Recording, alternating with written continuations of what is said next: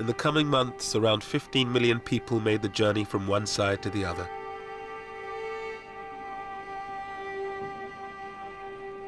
At least 1 million were dead. Thousands more lay abandoned in makeshift refugee camps, stuck on the wrong side of the border.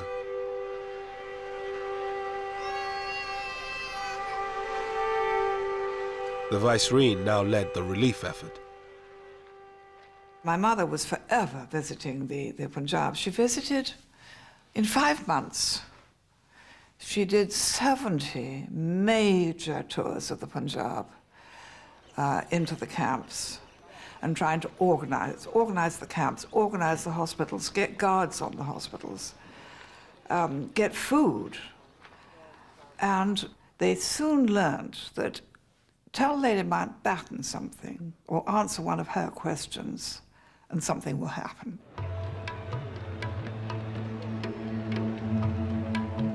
Pandit Nehru, the new Prime Minister of India, toured some of the camps with her. Finally, he came face to face with the price his people had paid for partition. Satish Gujral was in a refugee camp in Lahore when he arrived.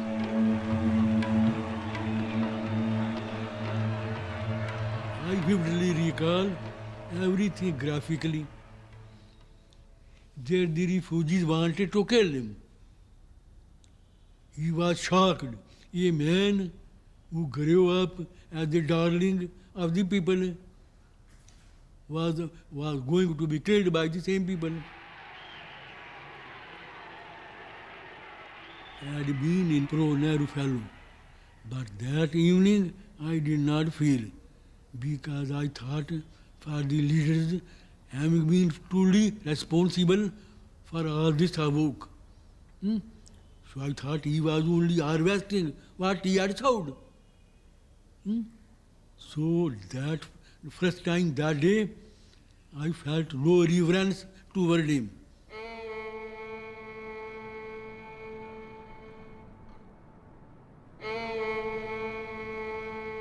In Lahore, there were now few Hindus left. Somanand and his father were among the last. In the weeks following partition, they came under attack from Muslim gangs seeking a religiously pure Lahore. And it was free for all in the city. There was no one to check them. So they had come for that purpose, and somebody had given them our address and all that, and they came to kill us. But fortunately, we had a very narrow escape. And I was with a neighbor, with a Muslim neighbor, and they looted, they ransacked the house, took away all the clothes which they could use, all our shoes. And when our Muslim neighbor raised a hue and cry, they said, "We'll shoot you if you support the Kafirs." It was too much even for Som and his father, who throughout the violence had held out the hope that they could stay on in the city of their birth. Then we decided to go to Delhi straight away. Went to the airport and came to Delhi with our 2 clothes, nothing. We left in a plane. My father bought 2 tickets for Delhi. I saw our houses when the plane went up and flied over Model Town. I wept.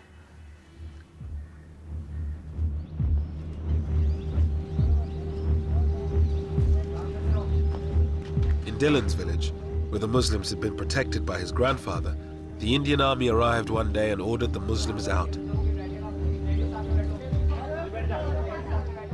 It was a sort of very heavy moment. There were tearful departures and farewells. The Muslims left most of their assets and properties with their neighbors, thinking that they would be able to come again to pick those things up.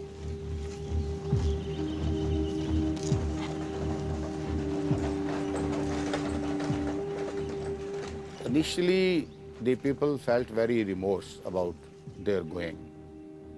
But then, in a couple of days, sort of they try to occupy their homes. They try to take away whatever they had left.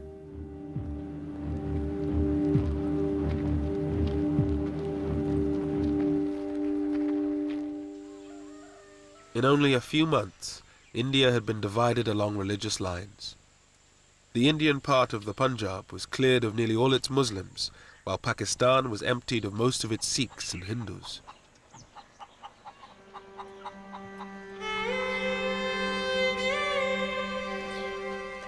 Lahore, once one of the most mixed cities in all of India, was now home only to Muslims.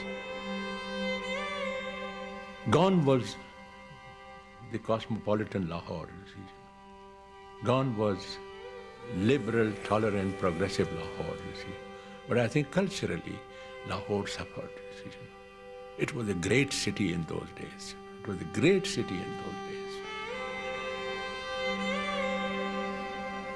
With the passage of time, we became more conservative, more backward, more intolerant, more pseudo-Islamic, pseudo-Islamic. I think the primary responsibility is of the Hindus who didn't treat the Muslims as their equals. That was the root cause. The Muslims and Hindus couldn't integrate despite living together for all these centuries. With the partition over, the job was done for the few British troops still left in India. John Moores returned to Britain at the end of 1947. I think the worst thing was that we couldn't stop the violence. The unnecessary cruelty is something which we didn't really know much about. Mountbatten stayed on in India until the end of 1948 as its Governor-General. He returned to his career in the Navy, becoming First Sea Lord.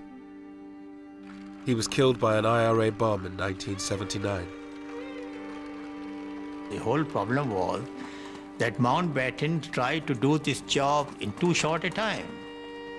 To expect a country to be partitioned, a new country to be created, and within 2 months move the portion of the government of India to Pakistan, and to move the troops to Pakistan and from Pakistan to India was a tremendous job. It cannot be done, and that's exactly what happened. Everything went out of control.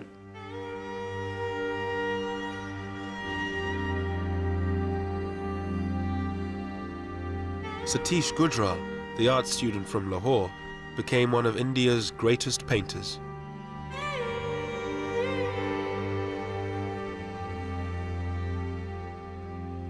This experience sank in me so deep after partition and began to paint without any consciously effort. This woman suffering, this brutality of man to man became my theme.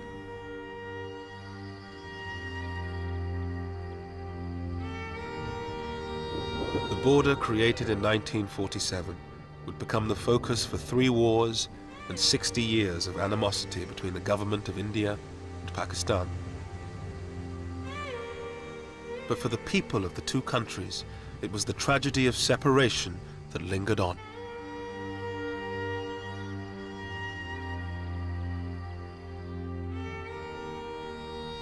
I missed my friends. I couldn't understand why they had to go. Why were they pushed away? The only thing was that they were being pushed away. I knew they were not going happily, so I couldn't understand why. And I still think, why?